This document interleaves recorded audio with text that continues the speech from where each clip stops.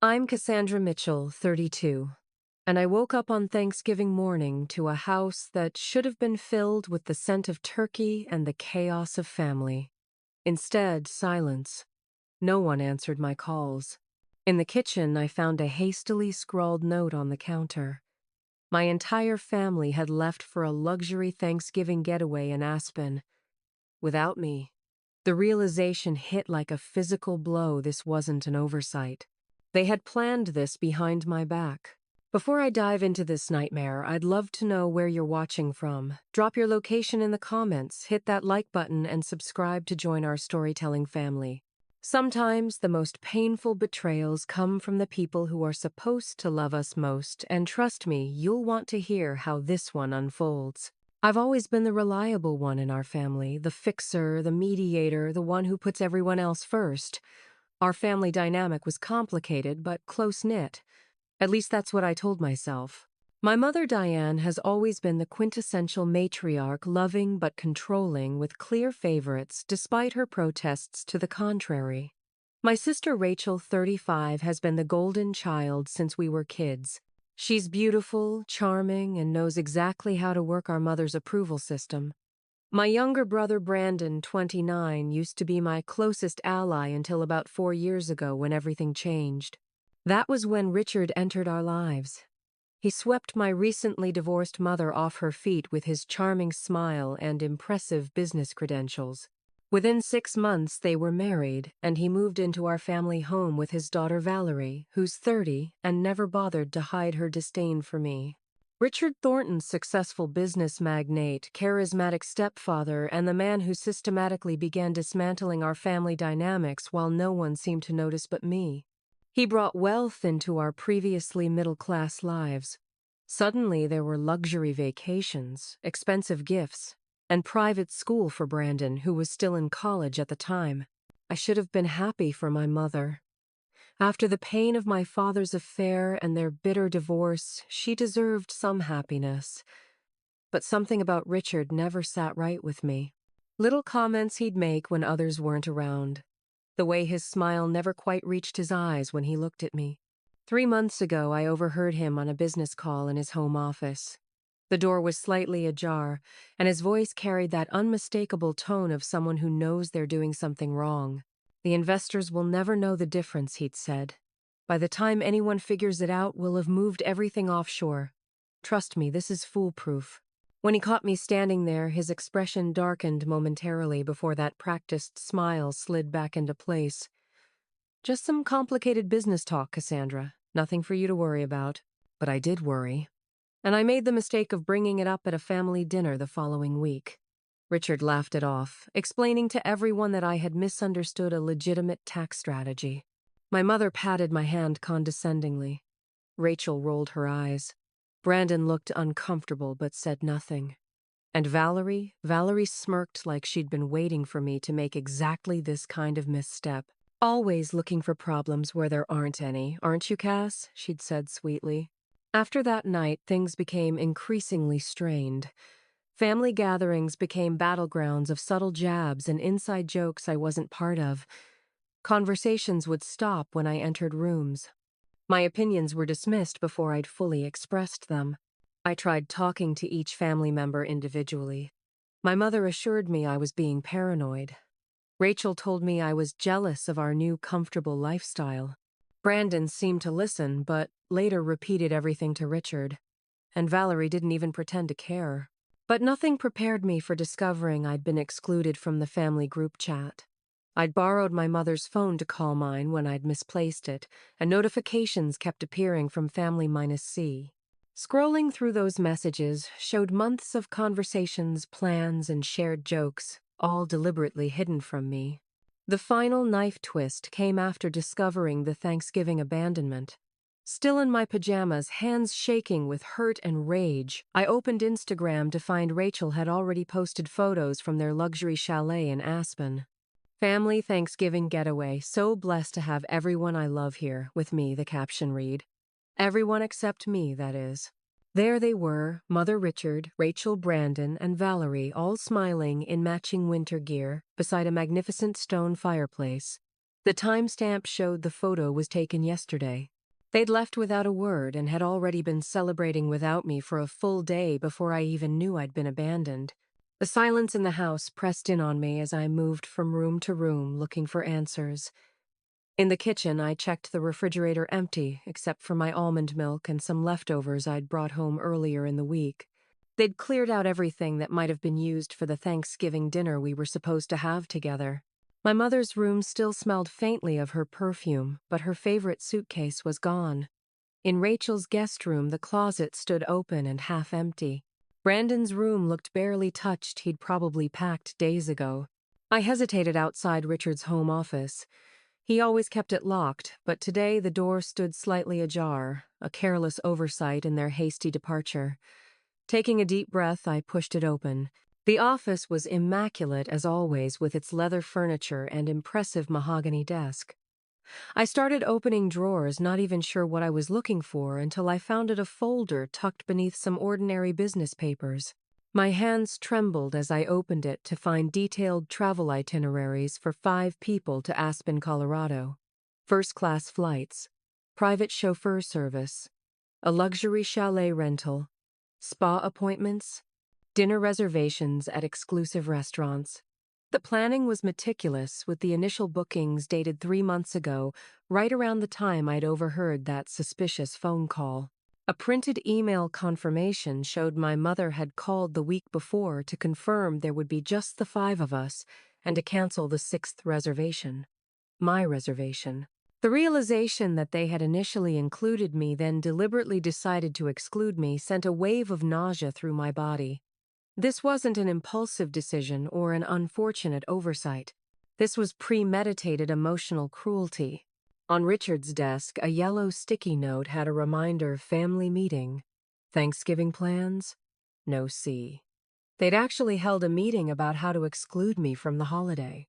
As I replaced the folder with shaking hands, I noticed Rachel's tablet charging on Richard's desk. Strange, she guarded that thing with her life. She must have forgotten it in the rush to leave. Curiosity and dread mixing in my stomach, I tapped the screen.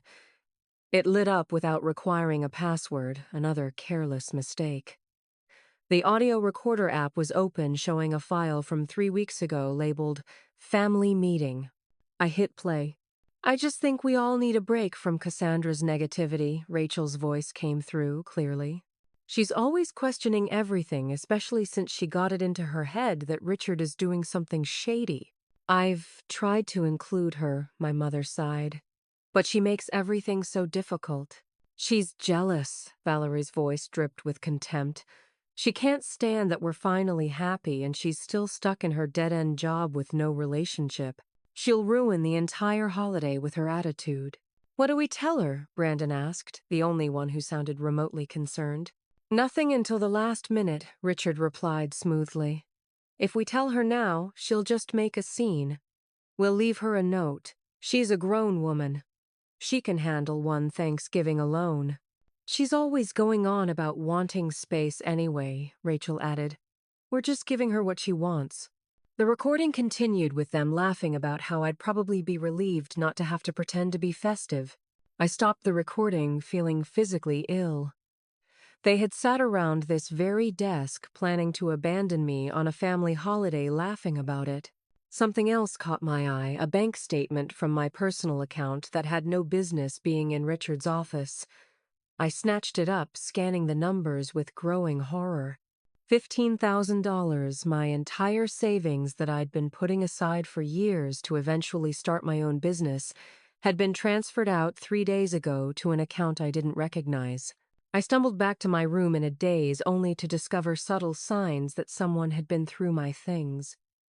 My jewelry box was slightly askew, the organization of my closet just slightly different than how I'd left it. My passport, which I kept in my bedside drawer, was missing. The pieces were falling into place with sickening clarity. This wasn't just about a holiday trip. Something much bigger was happening, and I had been deliberately kept in the dark. I sank down onto my bedroom floor, back against the bed knees, pulled to my chest. The house around me felt not just empty but hostile somehow, as if the very walls had been complicit in this betrayal. Outside, neighbors were unloading grocery bags from their cars, children playing in yards normal, Thanksgiving preparations happening all around me while my world imploded. My hands shook as I pulled out my phone and started calling friends. The first three went straight to voicemail. Everyone was busy with their families, of course. On the fourth try, my friend Heather picked up the sounds of kitchen chaos in the background. Cass, hey, what's up? I'm kind of in the middle of cooking. They left me, I blurted out, my voice breaking. My entire family went to Aspen for Thanksgiving and didn't tell me. They just left. The background noise on Heather's end diminished as she presumably moved to a quieter room. What? That can't be right. There must be some mistake. No mistake. They planned it for months. Left me a note. I found the itineraries, Heather. They canceled my reservation. Oh my God, Cass, I don't even know what to say. I could hear the hesitation in her voice, something held back. What is it? What aren't you telling me? A long pause. I didn't want to say anything because it seemed so bizarre, but Rachel told people you decided to spend Thanksgiving with your father's family. She said you've been pulling away from them because you're jealous of their lifestyle. My father's family, I hadn't spoken to my father in over a year, not since he'd started his new life with his much younger girlfriend in California. She's been saying I'm unstable, hasn't she? I whispered, the pieces clicking into place. Not in those exact words, but yeah. She told Madison you had some kind of breakdown at work. And Richard mentioned to Tom at the gym that they're all worried about you. A cold realization washed over me. They've been setting this up, creating a narrative where I'm the unstable one so no one would question why I wasn't with them for the holiday. After hanging up with Heather, I tried calling each family member directly. My mother's phone went straight to voicemail. Same with Rachel's. Brandon's rang but disconnected after 2 rings. He had declined my call. Richard's number was temporarily unavailable. Valerie didn't even have the decency to let it ring. She rejected the call immediately. I sent text messages that showed as delivered but received no responses. Then I tried Brandon again, thinking that, of all of them, he might have a shred of conscience left. This time, a message came back. You brought this on yourself, Cass. Stop creating drama and just enjoy your quiet time. Some space will do everyone good. My brother, who I had practically raised after our father left, who I'd stayed up with night after night helping with college applications, who I'd loaned my car to for 6 months when his broke down, this brother had now reduced me to an inconvenient drama creator. I scrolled through family photos on my phone, stopping at one from last Christmas. Everyone smiling, arms around each other in front of the tree I had spent hours decorating. Had it all been a lie even then? Or had something fundamentally broken in our family since a memory surfaced of sitting beside my mother's hospital bed 3 years ago during her cancer treatments, holding her hand through the worst of the nausea when no one else could bear to see her so diminished. Rachel had been too busy with work. Brandon was too young to handle it. I had been there every day, rearranging my entire life to care for her. Now she couldn't even answer my call. I opened Instagram to see more photos had been posted, my family enjoying a lavish Thanksgiving feast served by private chefs in their chalet. When I tried to comment, I discovered I'd been blocked. The same on Facebook. They had digitally erased me from their lives as efficiently as they had physically removed me from their holiday. The weight of it all crushed down on me, and I found myself curled on my bedroom floor, sobbing until my throat was raw and my eyes burned. Outside, the sun set on the most painful Thanksgiving of my life. The ringing of my phone startled me from a daze. I grabbed it, desperately, hope flaring, but it wasn't any of my immediate family members. It was a number I vaguely recognized but couldn't immediately place. "Hello," I answered, my voice hoarse from crying. "Cassandra, it's your grandfather, Walter. I think we need to talk." Grandfather Walter had always been something of a mystery in our family. My mother's father, he had never quite fit the conventional grandfather mold. He was sharp-tongued, brutally honest, and had little patience for what he called family politics. This had made him the black sheep long before I earned the title. After my grandmother died 5 years ago, he'd retreated further from family gatherings, showing up only for major holidays and sometimes not even then. I realized with a start that I hadn't seen him since last Christmas. 2 hours after his call, his weathered Lincoln Continental pulled into our driveway. At 78, Walter Mitchell still drove himself everywhere and refused help with anything as trivial as walking, as he put it. He wore a worn tweed jacket over a plaid shirt, looking more like a retired professor than a former construction company owner.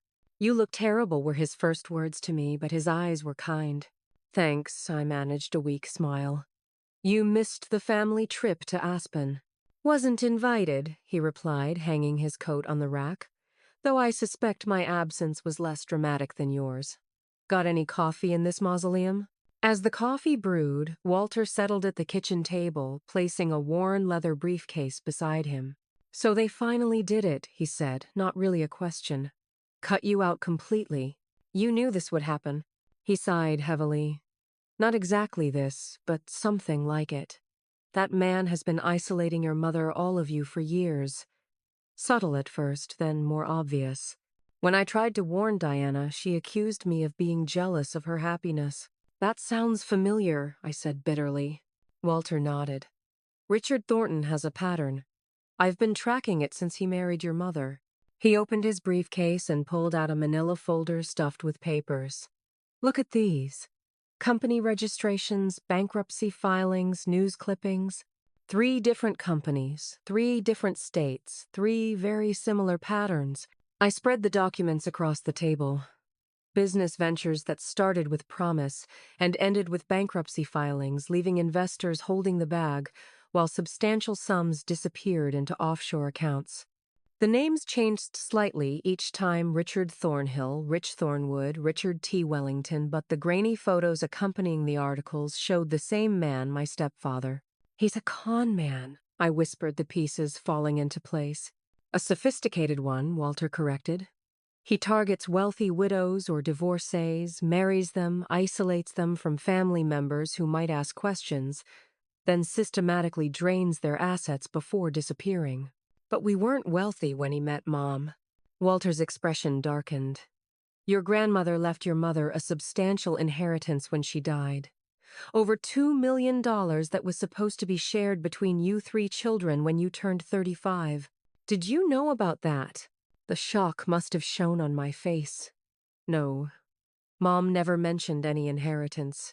Because Richard convinced her to become the sole trustee, instead of following your grandmother's wishes for a split trusteeship between your mother and me." He rubbed his temples. "I tried to fight it legally, but your mother had the right to make that change. And once Richard had access to those funds through her." "He's been stealing from us," I said, the magnitude of the betrayal expanding exponentially. "Not technically stealing if your mother signs the papers," Walter said grimly. "And she's signed everything he's put in front of her, including, I suspect, documents giving him control of most of her assets." I thought of my emptied bank account. "He took my savings. $15,000. Walter didn't look surprised. "Joint account?" "No, it was my personal account. I'm the only authorized user." "Was your mother ever a signatory? Even years ago when you first opened it?" The memory clicked into place, opening my first bank account at 16, my mother co-signing because I was a minor. She was, but that was 16 years ago. I've changed banks since then. "Doesn't matter. If he has your mother's power of attorney, which I'm almost certain he does, he can access any account she was ever connected to." I felt violated all over again. "How do you know all this?" Walter's expression softened slightly. "After your grandmother died and I saw how quickly this Richard character moved in, I hired someone. A private investigator friend who owed me a favor. He's been keeping tabs on Richard's activities." He pulled out his phone and made a call. "Daniel, it's Walter Mitchell. That situation we discussed, it's happening now. Can you come to my daughter's house and bring those documents we talked about?" An hour later, Daniel Levinson arrived, a trim, precise man in his 50s with shrewd eyes behind wire-rimmed glasses. As Walter's attorney and former investigator, he had compiled a damning dossier on Richard's activities over the past 4 years. Your stepfather has been systematically transferring your mother's assets, and apparently yours as well, into various shell companies, Daniel explained, spreading documents across the table. The pattern suggests he's preparing for what we call the cash out and disappear phase. And the Aspen trip, I asked. Daniel and Walter exchanged glances. The timing is concerning, Daniel admitted. Often these types will take the family on one last lavish trip while final preparations are made. It's both a distraction and a way to avoid suspicion until everything is in place. They're coming back though, right? My voice sounded small, even to my own ears. Your mother and siblings, most likely, Walter said. But Richard, I wouldn't count on it. Not with what we've found. Daniel pointed to a document showing a recent property purchase in a non-extradition country. This villa in Belize was purchased 3 weeks ago by one of Richard's shell companies. It's exactly the type of bolt hole someone planning to disappear would secure. As the afternoon stretched into evening, we pieced together more of Richard's scheme. Using my mother's credentials, he had accessed family financial accounts, retirement funds, and even, as I discovered with growing horror, a life insurance policy on my mother with himself as the sole beneficiary. There's something else, Daniel said, hesitantly sliding a folder across the table. Your sister's best friend, Jessica Cooper, she's been receiving substantial wire transfers from one of Richard's companies. Monthly payments of $5,000 for consulting services. I opened the folder to find bank statements and photos Richard and Jessica meeting at a hotel, holding hands across a restaurant table, kissing in a parked car. He's been having an affair with Jessica for at least 6 months, Daniel confirmed. The payments appear to be both compensation and insurance against her revealing the relationship. The pieces all fit together now. Richard's campaign to isolate and discredit me had accelerated precisely when I'd overheard his suspicious phone call. He needed me out of the way, because I was the only one asking questions. So what do we do? I asked, looking between Walter and Daniel. How do we stop him before he disappears with everything? The kitchen had become our war room, with papers spread across every surface. Outside, darkness had fallen completely, and the neighborhood was quiet as families settled into their Thanksgiving evenings. Inside, we were planning a counterattack against a man who had spent years preparing his exit strategy. The first priority is to secure what assets we still can, Daniel said, organizing documents into precise stacks. We need to move quickly but carefully. Richard has clearly been setting this up for a long time. Walter nodded grimly. If we tip our hand too early, he'll accelerate his timeline.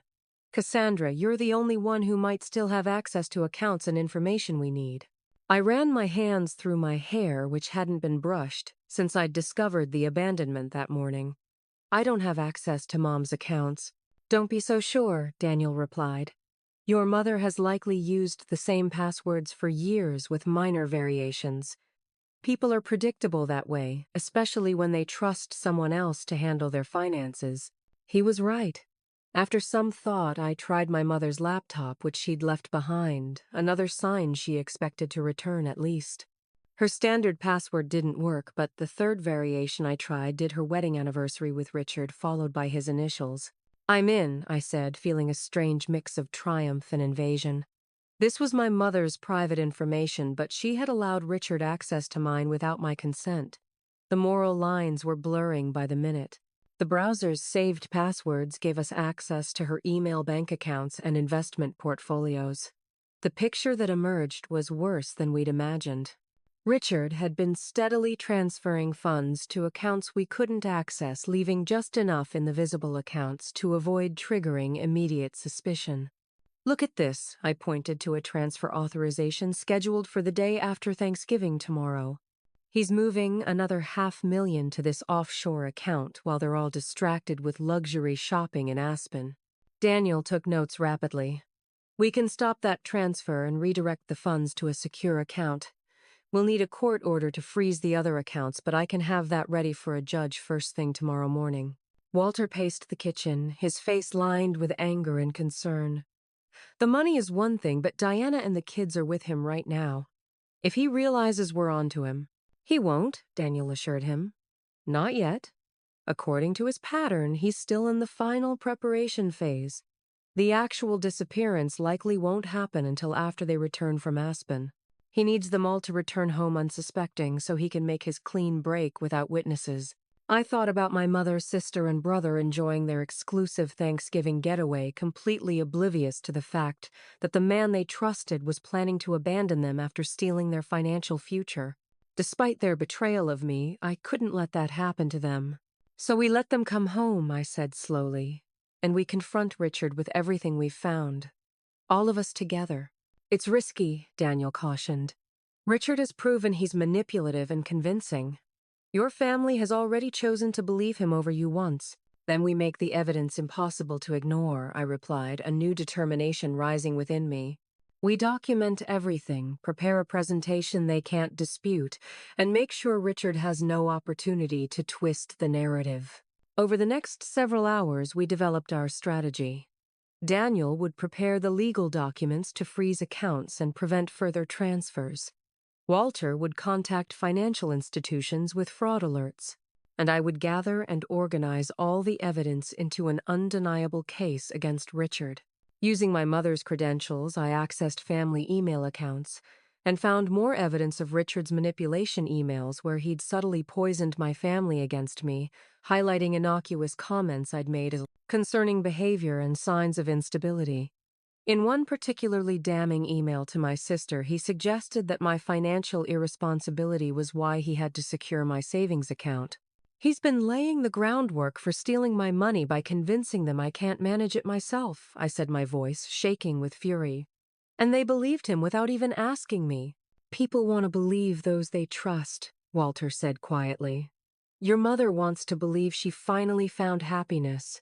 Your sister and brother want to believe their comfortable lifestyle is secure. Richard exploited those desires masterfully. As midnight approached, Walter received a call from his investigator contact, who had been monitoring Richard's business partners. You're sure? Walter said into the phone, his expression darkening. When? All right, keep me posted. He hung up and looked at us gravely. Richard has booked a private plane from Aspen to Mexico City for the day after tomorrow. Solo passenger. He's planning to leave them all behind in Aspen, I realized with horror. Daniel nodded. Once he's across the border, he'd be much harder to extradite even with proof of financial crimes. He could disappear completely from there. So we have less time than we thought, I said, a new urgency filling me. We need to be ready when they return, with no room for Richard to manipulate his way out. Walter placed a hand on my shoulder. We'll be ready. But you should prepare yourself, Cassandra. When the truth comes out, it's going to devastate your mother and siblings. They'll have to face not only Richard's betrayal, but their own role in enabling it, including how they treated you. I knotted my throat tight with emotions. I couldn't fully process yet. I know. But they're still my family, despite everything. As we continued working through the night of Thanksgiving, I found myself transforming from victim to advocate, from the family scapegoat to perhaps their only hope of avoiding complete financial ruin. The bitter irony wasn't lost on me, but I pushed it aside, focusing instead on the meticulous work of documenting every thread of Richard's elaborate deception. By dawn on Black Friday, while most Americans were either sleeping off turkey dinners or queuing for shopping deals, we had assembled an airtight case against the man who had nearly succeeded in destroying my family from within. They're scheduled to fly back tomorrow evening, I said, checking the itinerary we'd found. We'll be waiting for them. The sound of car doors slamming in the driveway sent a jolt of adrenaline through me. After 36 hours of intensive preparation, the moment of confrontation had arrived. Walter, Daniel, and I exchanged determined glances from our positions in the living room where we sat, surrounded by organized stacks of evidence. My mother was the first through the door, her cheeks still flushed from the mountain air. Her smile froze when she saw me, then fell completely at the sight of Walter and Daniel.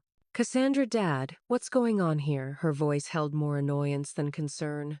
Rachel entered next, followed by Brandon and Valerie, all carrying shopping bags, emblazoned with high-end designer names. Richard came last, his expression shifting instantly from relaxed to alert when he assessed the room. "Well, well," he said smoothly, setting down his leather weekend bag. "Quite the welcome committee. Is this an intervention of some kind?" "You could call it that," Walter replied coldly. My mother's face hardened as she looked at me. "Cassandra, is this your doing? Couldn't you just respect our decision to have a peaceful holiday? Did you have to drag your grandfather into your drama?" The injustice of her words stung, but I kept my composure. "Mom, you need to hear us out. All of you do. It's important." "Oh, for God's sake," Rachel rolled her eyes dramatically. "You're so incredibly self-centered. We take one family trip without you, and you turn it into a federal case." Brandon, at least, had the decency to look uncomfortable, shifting his weight and avoiding my gaze. Valerie just smirked, moving to stand supportively next to Richard. "Why don't we all sit down?" Daniel suggested in his professional tone. "I'm Daniel Levinson, attorney at law.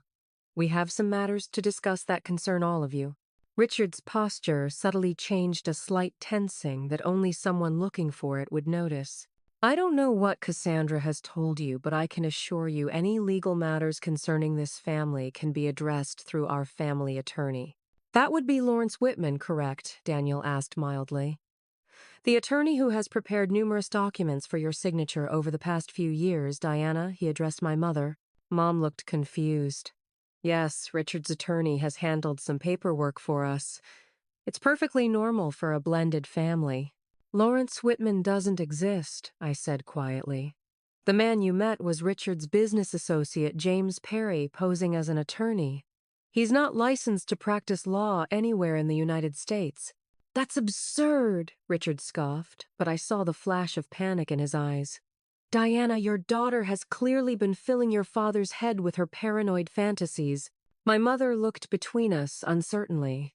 "Richard, what is she talking about?" Instead of answering, I opened a laptop on the coffee table, queuing up a video. "This is security footage from Meridian Bank taken 3 days ago. That's Richard withdrawing $15,000 from my personal savings account." The footage played clearly, showing Richard at a teller window, presenting documentation and walking away with an envelope. That must be some misunderstanding," my mother stammered.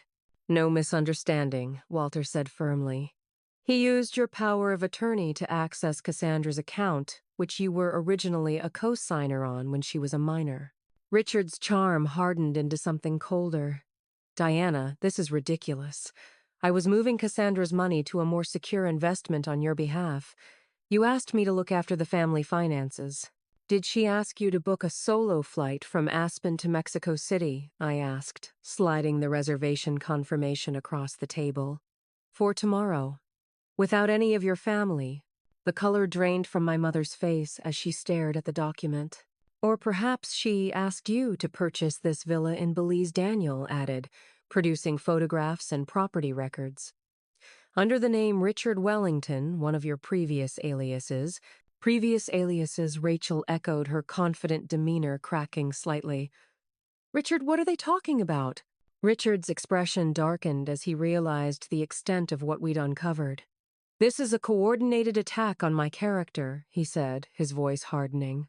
"Diana, we should leave. Now. These people have clearly been conspiring against me, against us." He reached for my mother's arm, but Walter stepped between them.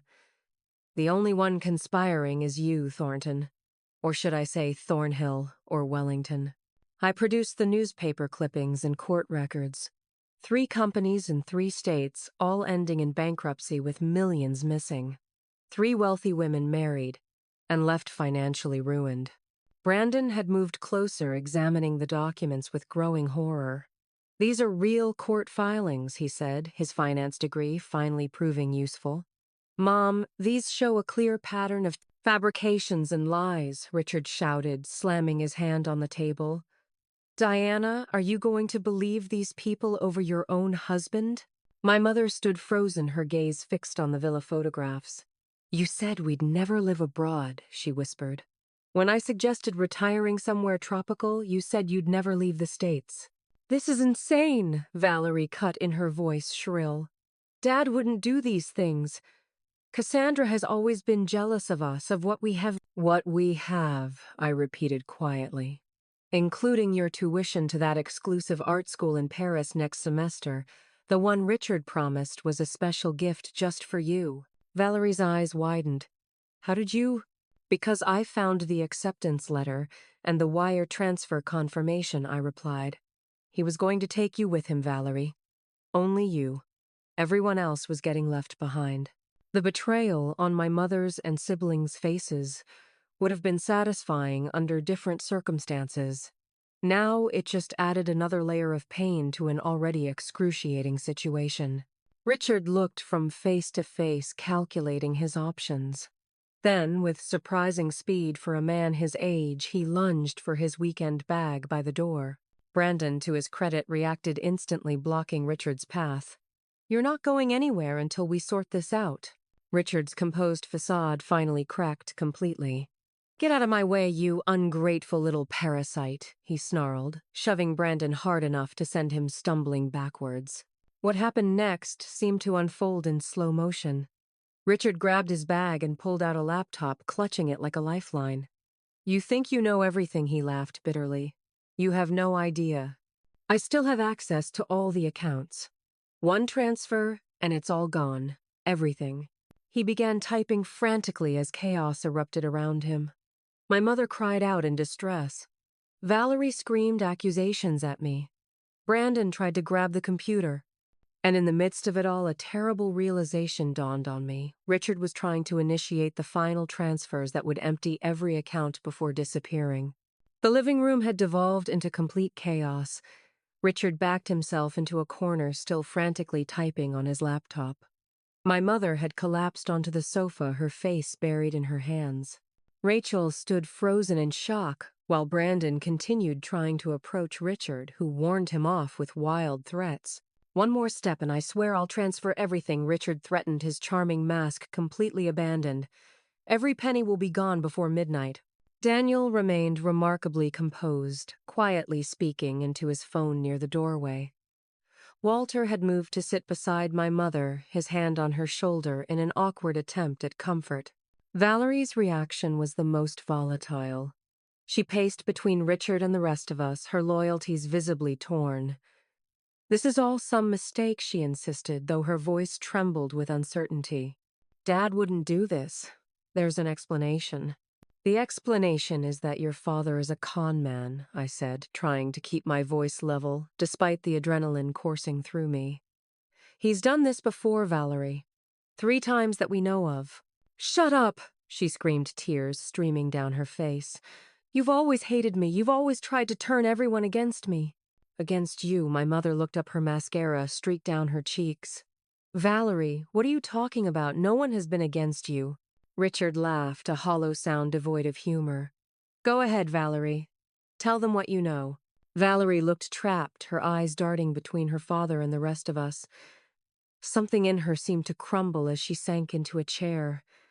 He told me Cassandra was trying to convince you all I was stealing from the family, she admitted in a small voice. He said she wanted me gone, that she had hired a private investigator to follow me. I never did any such thing, I replied, stunned by yet another layer of manipulation. He said you all had secret meetings about cutting me out of the family, Valerie continued, her voice breaking. That's why I suggested we exclude you from Thanksgiving, I thought.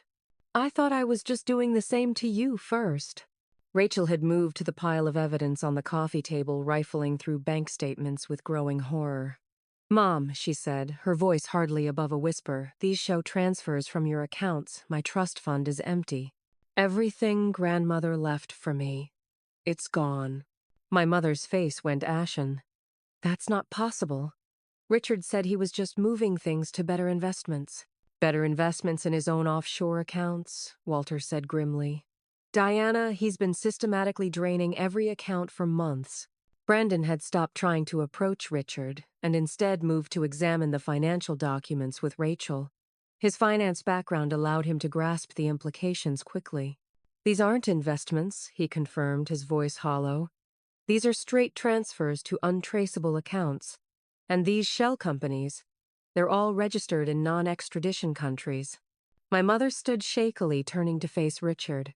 Is it true? She asked, her voice barely audible. Have you been stealing from us? Stealing, Richard scoffed, still typing. You gave me access, Diana. You signed every document.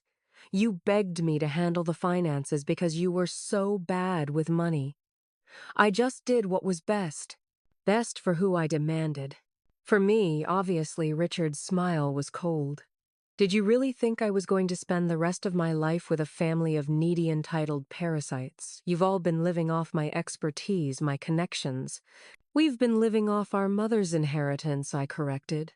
The money our grandmother left us that you've been systematically stealing. Richard shrugged dismissively. Semantics. Money only has value when used properly.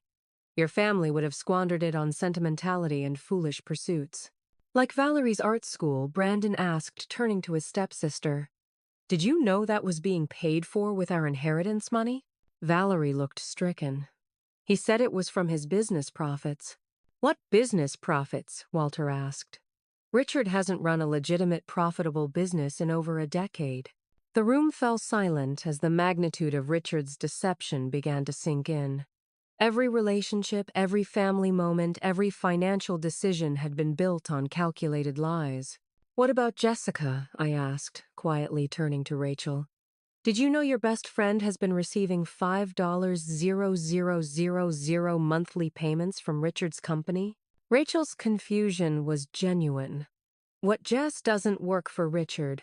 I slid the bank statements and photos across to her.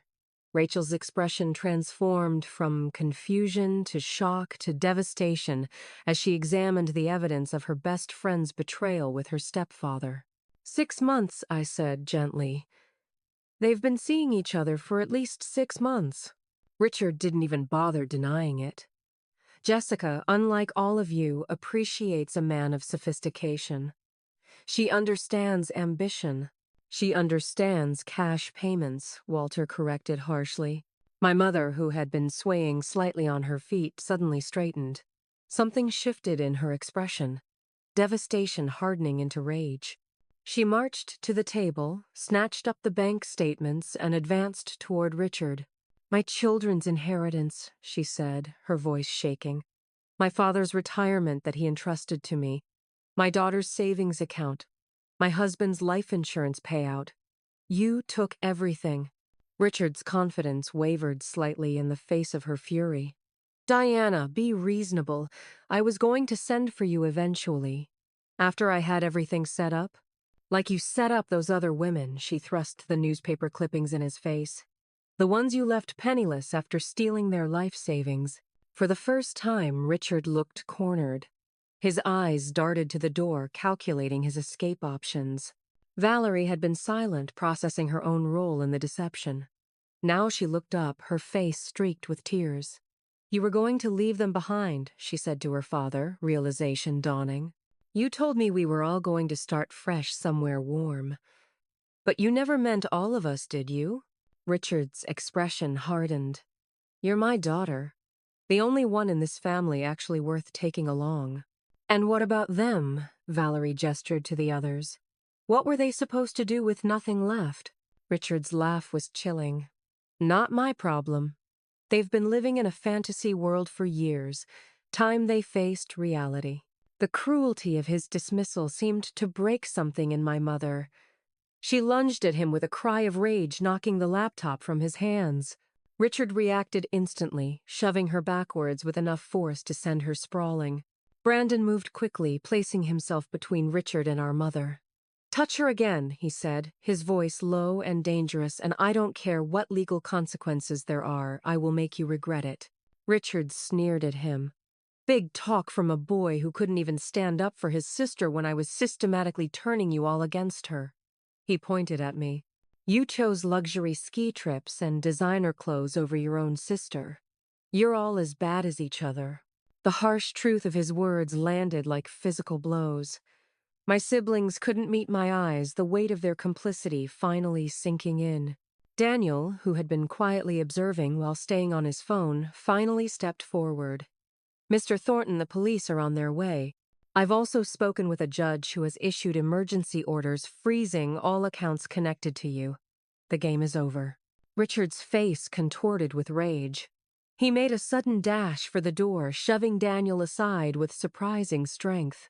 Before anyone could react, he had grabbed his laptop from the floor and was racing down the hallway toward the garage. "Stop him!" Walter shouted, but Richard was already disappearing through the door, the sound of jingling keys indicating he had grabbed a set from the hook by the garage entrance. The screech of tires on the driveway galvanized us into action.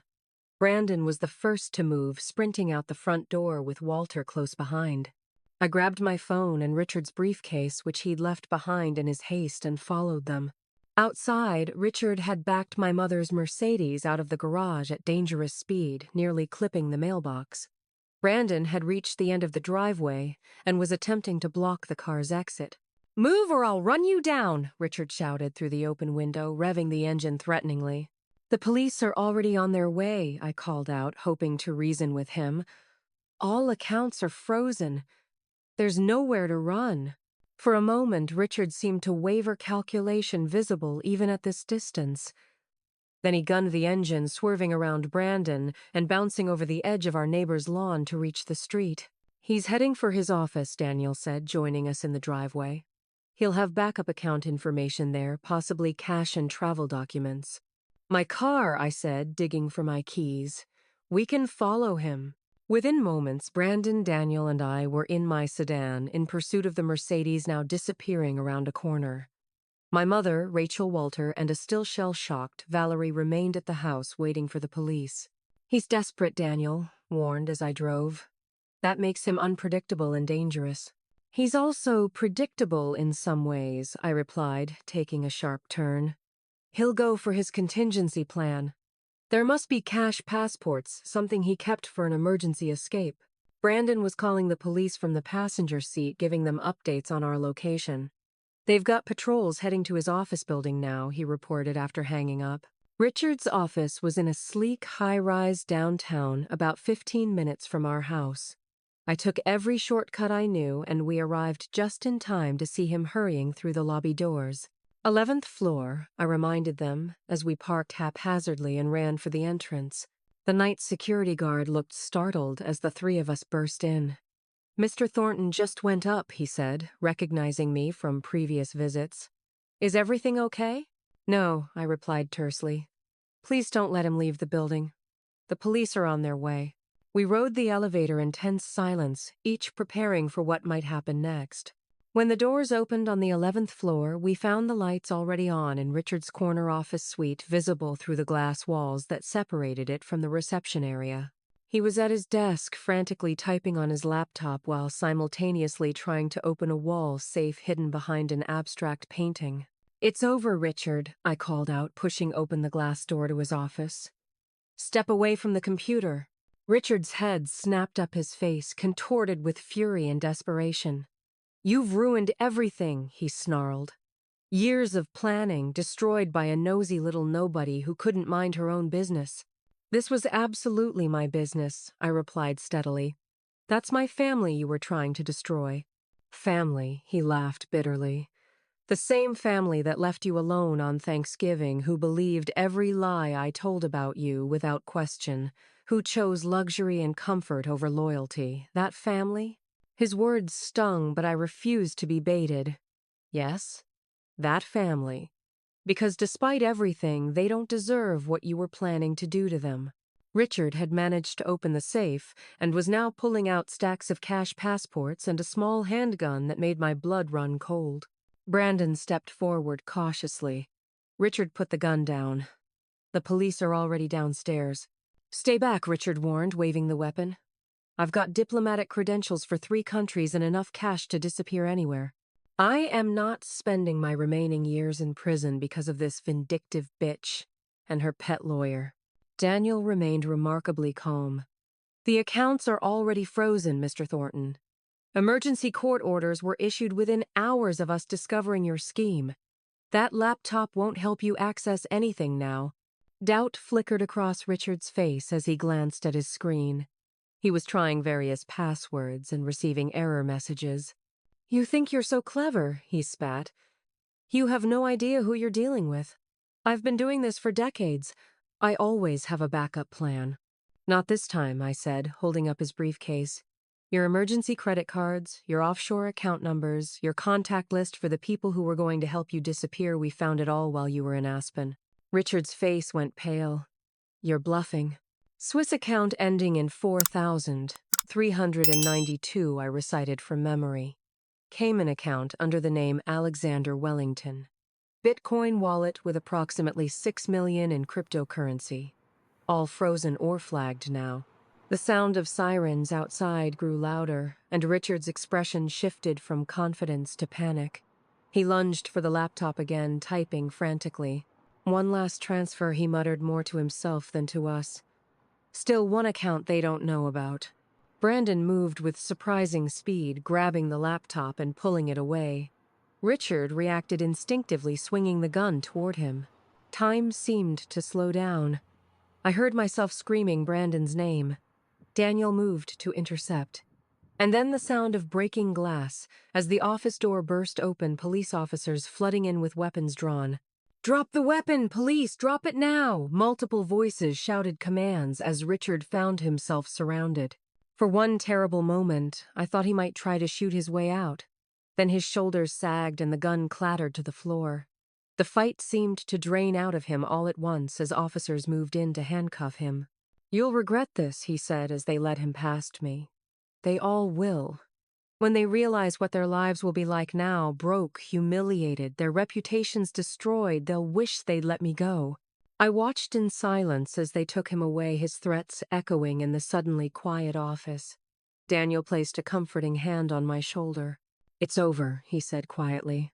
"And for what it's worth, you saved your family from far worse than temporary financial hardship." He would have left them with nothing. Brandon stood nearby, still holding Richard's laptop. Cass won. He struggled for words. I don't know how to even begin to apologize. I looked at my brother, really looked at him for the first time in months.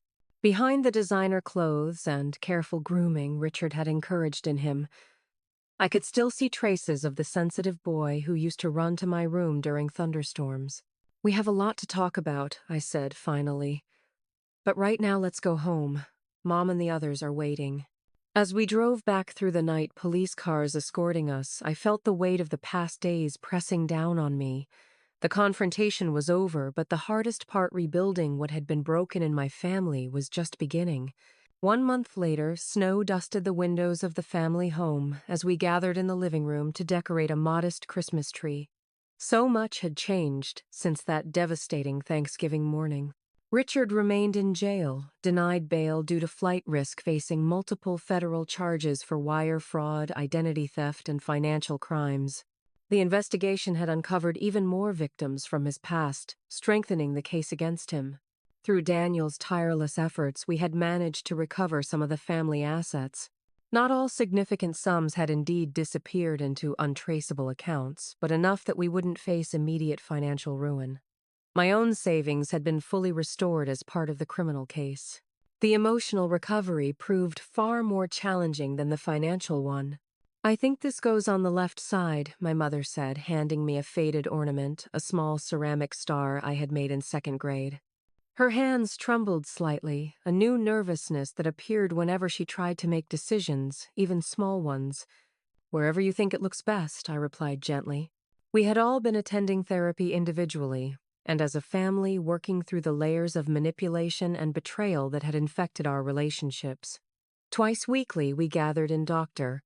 Patterson's office, awkwardly at first, then with increasing honesty as the protective shells around our hurt began to crack. "I've been enabling toxic behavior my entire adult life," my mother had admitted during our 3rd session. "First with your father, then with Richard. I chose men who made me feel special, protected, taken care of, and ignored every red flag because I was afraid of being alone." That confession had broken something open in our family dialogue, allowing other painful truths to emerge. Rachel approached me now, holding a string of lights. "Remember how Dad used to tangle these on purpose?" she asked, referring to our biological father. "Just so he could complain about having to untangle them." I nodded, accepting the lights from her. Our relationship remained the most strained, perhaps because Rachel had been Richard's most enthusiastic supporter, embracing the lifestyle he provided without questioning its source. 2 weeks earlier, she had finally found the courage to confront me directly during a therapy session. "I was jealous of you," she had admitted, tears streaming down her face. "You always seemed so sufficient. You didn't need anyone's approval. You built your own life while I was still trying to be Daddy's little princess, then Richard's perfect stepdaughter. I let him turn me against you because it was easier than admitting I'd made poor choices." The affair between Richard and her best friend Jessica had been particularly devastating for Rachel. Jessica had since moved away, sending a brief, inadequate apology text before changing her number. Brandon emerged from the kitchen carrying mugs of hot chocolate. Of all my siblings, he had thrown himself most completely into the reconciliation process, openly acknowledging his failure to stand by me. "The Christmas movie marathon is all queued up," he announced, setting the tray down. "Grandfather's choice first, then we rotate." Walter had moved into the guest room temporarily to help stabilize the household. At 78, he had no interest in managing family dynamics long-term, but his solid presence provided an anchor as we navigated the choppy waters of recovery. "Nothing with Santa," he grumbled from his armchair. "Sick of that commercialized nonsense." Valerie entered last, carrying a plate of cookies she had baked herself. A new hobby she had thrown herself into with surprising dedication. Her relationship with us remained the most complex.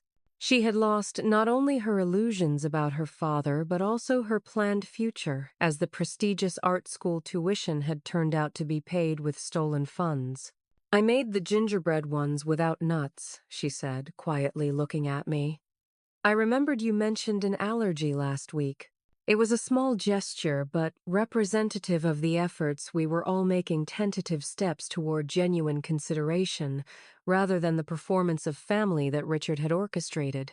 As we settled around the tree, the conversation naturally turned to our plans for moving forward. "The house will need to be sold," my mother acknowledged. "It's too expensive to maintain without stolen money, frankly." "I've been looking at apartments near my office," I offered. "There's a 3-bedroom that might work for you and Rachel until things stabilize." Brandon nodded. "And I've accepted that marketing position. It's not as glamorous as investment banking, but it's honest work with solid benefits." Valerie had been quiet, but now she spoke up. "I've applied for student loans and scholarships for community college. Art history instead of fine arts practice. More practical." These were the new realities we faced: scaled-back ambitions, humbler accommodations, stricter budgets. But beneath the financial adjustments lay something more profound, a commitment to rebuilding our relationships on a foundation of truth rather than comfort. "I keep thinking about Thanksgiving," my mother said suddenly. "Not just this year, but all the holidays where we performed happiness while ignoring the cracks beneath the surface." "We can't change the past," Walter observed, his voice gruff but kind. "But you can decide what kind of family you want to be moving forward." I looked around at these imperfect people who shared my blood and history.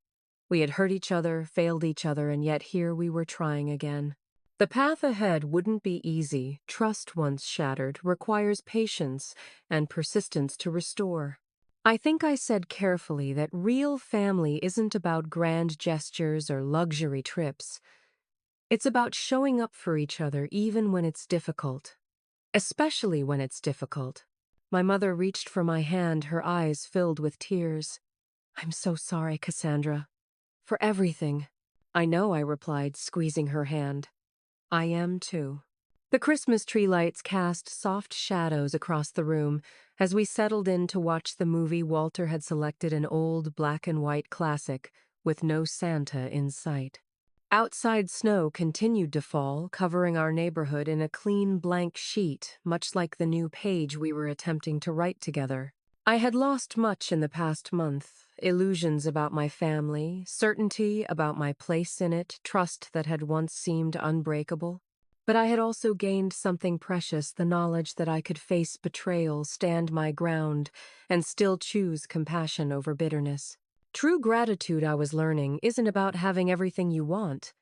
It's about recognizing the value in what remains after everything falls apart, and finding the courage to build something new from those pieces. Have you ever had to rebuild trust in a relationship after a betrayal? What helped you move forward? Share your experiences in the comments below, and don't forget to like, subscribe, and share this story if it resonated with you. Thank you for listening to my journey, and remember, sometimes the strongest families are the ones that have been broken and carefully put back together. See you in the next story.